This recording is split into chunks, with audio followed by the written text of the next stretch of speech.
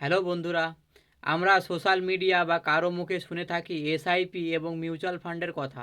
আমি এর আগের ভিডিওতে এসআইপি কি এই বিষয় নিয়ে ভিডিও বানিয়েছিলাম, না দেখলে দেখে নিন। আপনি কি জানেন আপনি যদি মাসে 500 বা 1000 টাকা করে এসআইপি করেন তাহলে 15 বা 30 বছর পর আপনার কত টাকা জমা থাকবে? চলুন জেনে নিই।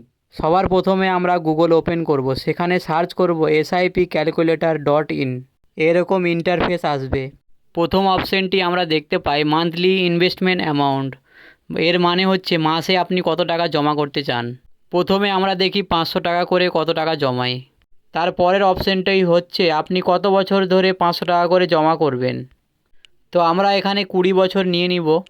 তারপরের অপশানটি হচ্ছে এক্সপেক্ট অ্যানুয়াল রিটার্ন। তার মানে হচ্ছে আপনি কত টাকা রিটার্ন বা সুদ আশা করছেন। একটি মিউচুয়াল ফান্ড সাধারণত 15 থেকে 18% রিটার্ন দেয়। তারপরে ক্যালকুলেট অপশানটিতে দাবাবো। আমাদের কাছে চলে এসেছে টোটাল সামরি।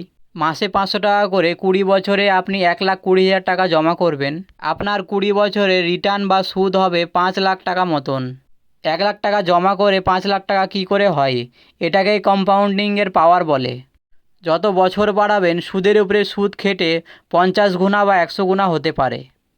এখানে দেখুন 20 বছরে 500 টাকা করে 6 লাখ, আর 25 বছরে 500 টাকা করে 13 লাখ, আর 30 বছরে 28 লাখ, 35 বছরে 57 লাখ।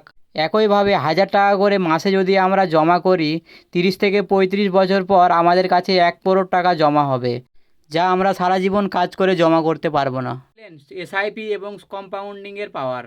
এর পরের ভিডিওতে আমি বলবো কোন মিউচুয়াল ফান্ডে এসআইপি করলে ভালো এবং কোন মিউচুয়াল ফান্ড ভালো। এভাবে ইনভেস্টমেন্ট এবং ব্যবসার ছোট ছোট বিষয়গুলো জানার জন্যে আমাকে ফলো করতে পারেন। আপনার ফলো করা তো ফ্রি, কিন্তু আপনার একটা ফলো আমার অনেক কাজের।